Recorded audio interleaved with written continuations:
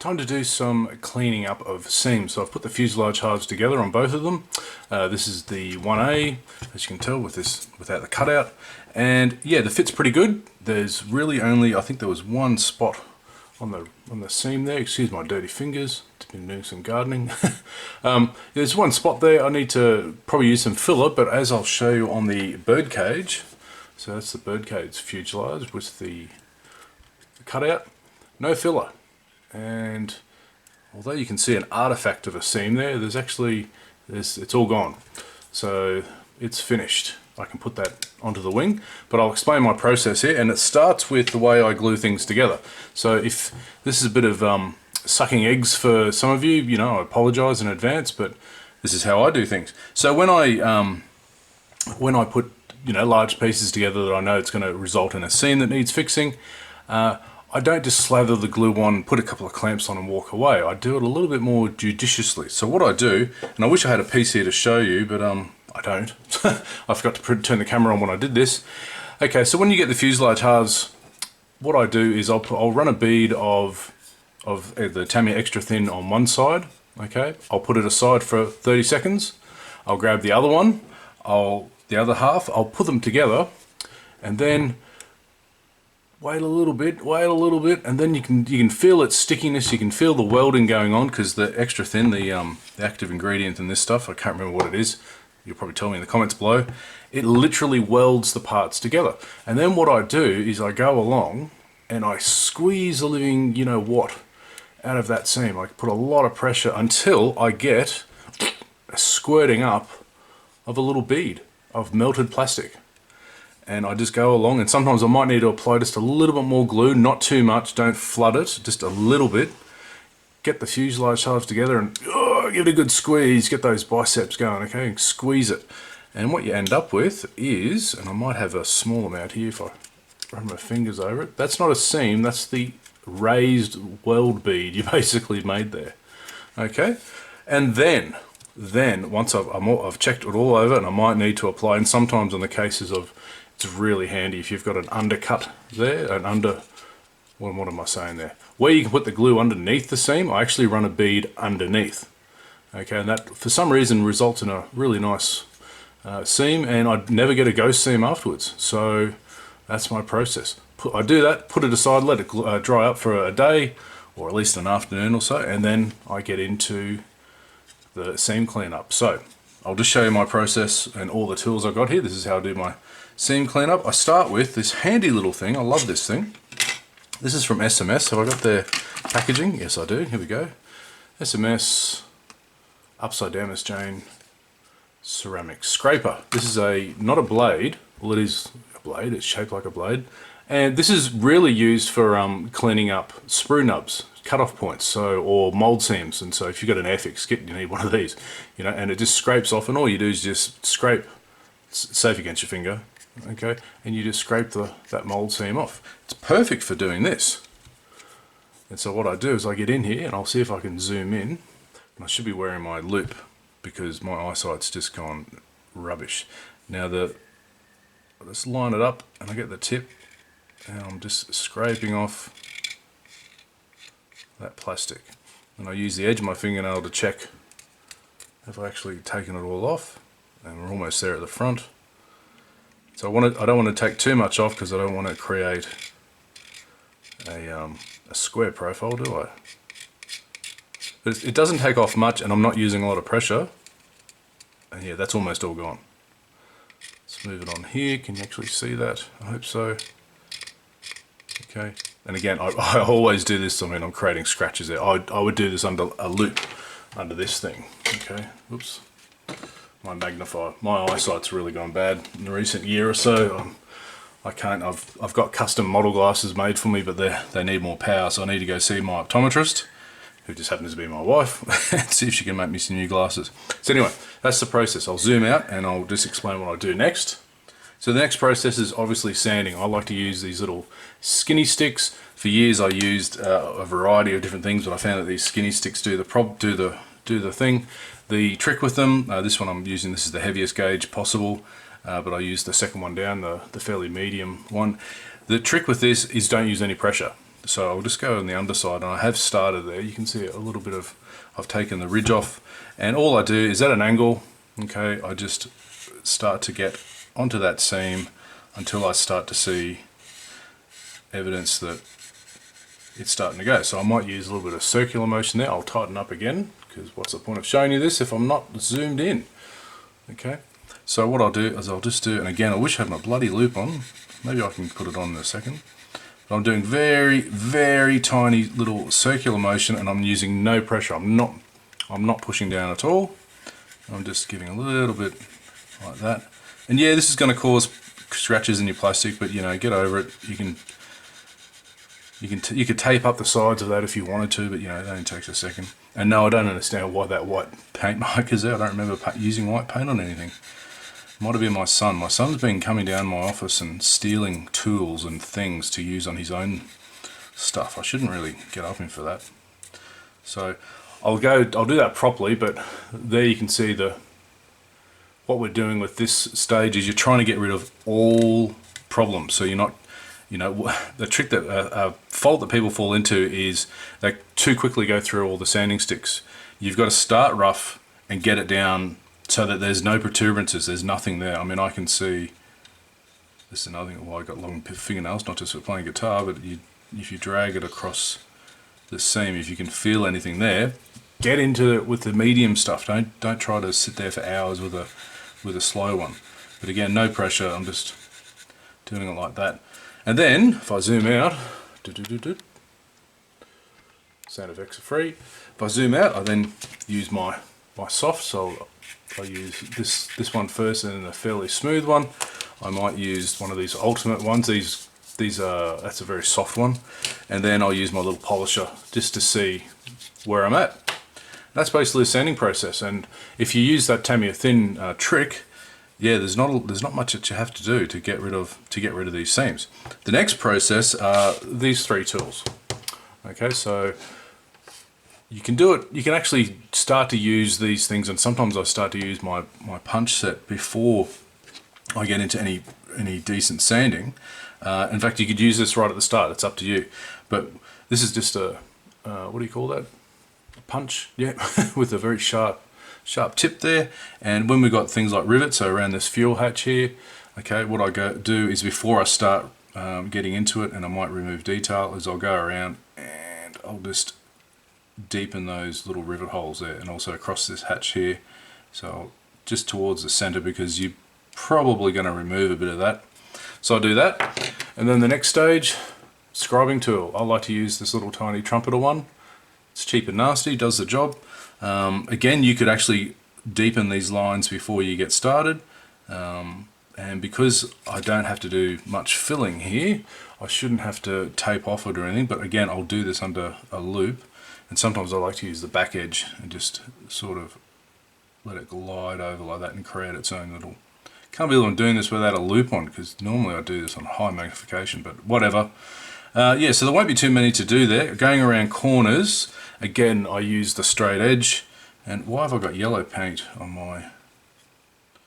Oh, that's from my other hobby. Okay, won't talk about that. With yellow paint on my thumbnail there. Okay, and for this one, I would guide it in and then basically move that around so that flat edge goes around the curve. Again, that's something to do on the what's it called? Magnification. Yeah.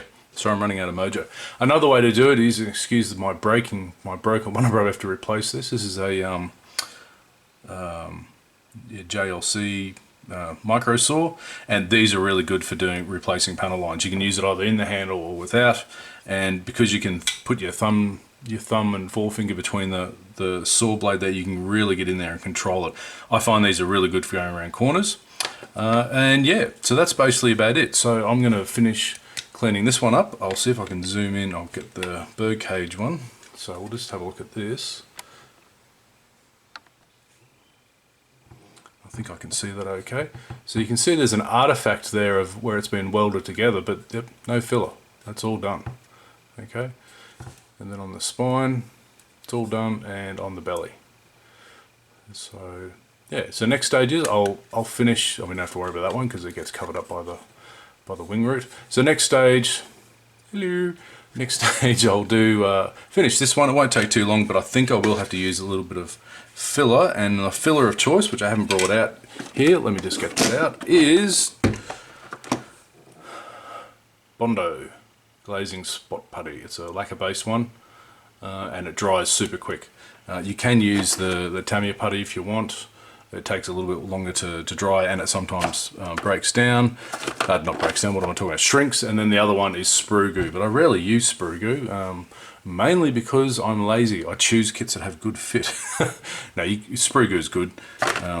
There's plenty of stuff out there about it. Anyway, let me get back to it, and then the next stage that's going to be fun to get on to is something that is literally, zoom out, Chris, riveting. So I'm going to do some riveting as well.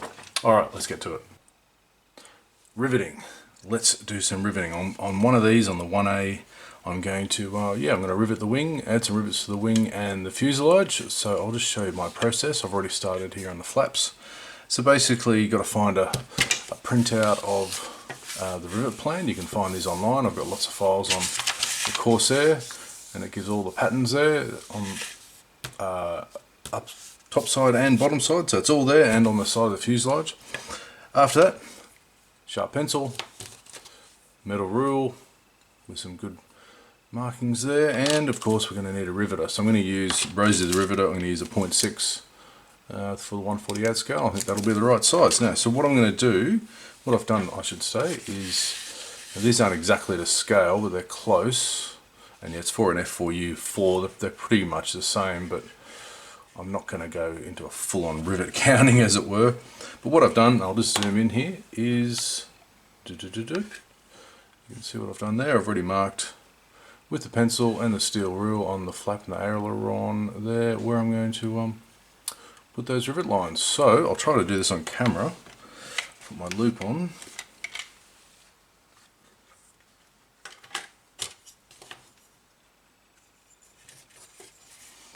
And let's see how I go.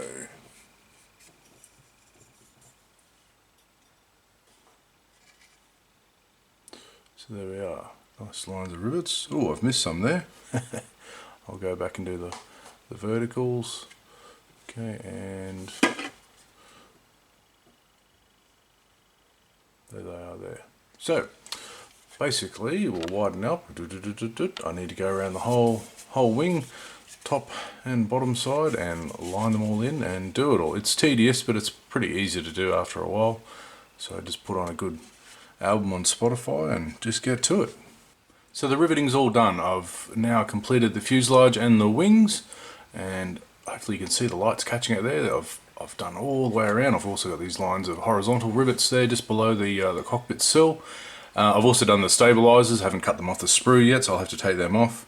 And the wing is done as well, both sides and both top and bottom. Alright, so the next stage is to obviously do the final assembly, and I've already started that on the bird cage, and that leads me to another foible of this kit is you do get an ugly seam just in here. I'll just zoom in and let's have a closer look. It's obvious that there's a horizontal join here that goes all the way across, and that panel line doesn't exist. It's actually one underneath it instead that's got to be rescribed in. So what I've used there, and then on the other side, I'll just slowly go around. Zooming in pretty close there, okay. I couldn't get this to line just right, so there's a little step here, so I'll need to, see there's that panel line. That's the panel line that has to stay, not this one here that goes across. So that's a bit of a problem with this kit, a little downside. I've used my favourite method of getting rid of seams like that. I'll just zoom out and you can see what it is. Also the underside was a lot better, just below that gate there, that was fine. So it's something I need to worry about with the 1A. I use super glue with a little bit of steel pigment. That was that black bit you could see. And what I'll do next is I'll just I'll mask off, come on camera, zoom in. I'll mask off the other sides of those areas, fill that all in, make sure it's sand it all back, and then I'll have to come in with this thing, obviously, and rescribe in those large fasteners and that panel on, and that should be the end of the seam cleanup. I've already got this engine ready to go. This is for the bird cage, which just slips on there like that. no problem at all. And I've painted the back of the exhaust there. They're a little bit too bright, but I wanted to keep that. I might just dull that down with a bit of an enamel wash, and I need to do the same with the 1A. So next thing you should see is both of these airframes should be complete, and we can move on to finishing off some bits in the cockpit here, the instrument cowl, the gun sight, master canopy's up, and yeah, apart from a few other little tiny little things, get to priming, which is what I want to get to the end of this video with. Alright, I've jumped ahead a little bit, and here's the birdcage. It's almost done, ready for almost ready for primer. All I need to do is put on the gun sight. So I've liquid masked these up for both of them, and I've just given them a black coating. I'll go over them with some acrylic paints and just touch it up a little bit. And same with the cowls. I've hit those with just some basic black paint, and I think I need to respray here. It shouldn't be interior green, it should be the medium blue or whatever the blue is on the outside of the fuselage. So I just need to do that, and then I can put the whatever that is, the viewport down the bottom. I'm contemplating gluing on the tail wheel doors, so it's all in one, so I'll give that a go. But yeah, the birdcage is almost ready to go. How are we going with the 1A? Fixing the seams there at the front has been a bit of a bugbear. It's almost done. There's just a few scratches I need to get rid of. I won't zoom in because it's just, well, I can zoom in if you want, but you know, it's not that much fun to look at. Yeah, in hindsight, doing this kit as a quick double build was not a good idea.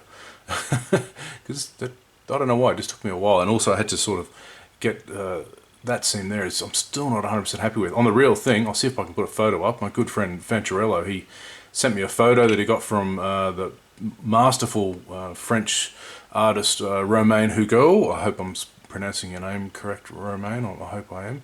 But yeah, that just needs, he showed me, it shows, anyway, that photo shows all this detail. If I can keep that in camera, all that detail, you know, in amazing clarity. Includes not just that, but the, when I tackle these in the 1/32 scale, just the amount of streaking and chipping and all the unique stains that happen that come out the back of the engine. So just need to polish out some of those scratches, and I'll have another go maybe at the, so there's the correct panel line there that's coming up with the black. And yeah, so I've just masked off the, I need to touch up these parts here at the front of the cowl were leather, I believe. I'll see if I can put a reference photo up there. So just going to give that a little bit more color and flavor. And then, yeah, the last thing to do is, I'll zoom out to show you this. And excuse my dirty hands, I've been fencing all morning. It's really, really hot now, so thought I'd get back to the model. There is a bit of a gap. There's a small gap at the wing root here, and on the other side, I think it's even more pronounced. Yeah, it is. Look at that. Okay, down there, and on the tail as well. Okay, easy fix. Just use a bit of Mr. Surfacer. That's actually a little bit thickened up. That's not just 1200. It's got some other stuff in it, and I did that already with the birdcage, so it's not that hard of a seam to fix. Yeah, you can barely tell. I mean, you can see that I've hit it with a bit of grey paint there just to be sure, and it's perfectly fine. I just apply that with a toothpick and then just wipe it off with a bit of where is it? Isopropyl alcohol. Okay. You don't use lacquer thinner. Use that because it's a good enough solvent to get rid of the Mr. Surfacer. The lacquer thinner will actually start to melt into your plastic. All right, I've got Penny breathing in the background, wanting me to take her for a, you know what, and I'm 99% of the way there. The only thing I haven't done is I had to construct a wheel well for the 1A. I had to close it up, so I had to do a fair bit of finagling around there. I'll show you that in a minute while Penny lies down. The canopies are masked up. I detail painted some of the gun sights, just give them a bit more sort of flair. The Edward masks, unfortunately, they need a little bit of filler there, the liquid mask in there. The birdcage one was pretty good. The fit of the canopies had a bit of flash on them, so I had to be very careful. And then with the 1A, yeah, there's some gaps in some of the masks there. I'll just have to fill them up with some liquid mask. On the 1A, I've filled those gaps on the wing roots, just with a bit of the surfacer and on the stabilizers. And you can see what I've had to do in here. So I'll just quickly talk about that and we'll wrap it up there. Okay, so what I've had to do is just the basic thing is to add some shelves, because to fit the actual doors in, it needs to sit on something, and if there's nothing there, as is, you know, there's nothing there, it won't go in. It's not perfect. There's going to be a small gap there. You can probably see in this, but I'll just explain what I did here. Little shelf at the back, shelf on either side, and what I did with the doors is I just glued them together with a small bit of styrene there at the strip there. Okay, and then at the back at the hook, I had to modify the hook, so I just cut it off, and there is actually a little channel there, so that helped glue that part together. So that seam won't be too bad, I don't think. Yeah, I might just put a small little scriber on it. Unfortunately, the other one I couldn't get it just right to fit, and maybe that's the because the Tamiya parts aren't quite accurate. So I'll just when I glue this in and when it goes off, I'll just fill that in and just give it with super glue and give it another scribe just to be sure. With the tail wheel, I did a bit of a dodgy job there. What I did is I just put a piece of sheet there on the side and then just squeezed it in, glued it all together. So that's just glued there in toto. So what will happen is when I'll have to glue this in, and the fit is okay. I might have to do a little bit of fettling, but it should get in there. Okay. Yeah, and it should be okay, and I might have to add some rivets to the doors as well once it's all glued in there. So, thanks for sticking around. I've got it all to the priming stage. I just have to mask off the engine bays. I'll just widen out here so I can talk to both of them. So I just need to mask off those engine bays, and actually I don't need to mask the wheel wells in this because they're painted the same colour as the underneath. There's the half underneath. And yeah, get some liquid mask on those, on the canopies. And then of course the next stage of priming after priming is, well, fixing all the flaws that'll come up eventually, but mapping out my painting solution. And that's where we get to the actual fun part of this. And I've had a lot of help from the chaps at Scale Model Critique Group. And my process for this, what I'm going to do is I'm actually going to use a whole other mule. I've got an old Hellcat kit that I've already put together, and I'm going to use a big sheet of styrene, and I'm actually going to practice the paint jobs I want for both on that first. Then I'll tackle the actual kit. So look forward to part 3, and hopefully I can get that underway sooner than I did this one. Alright, that's all for me now. Catch you later.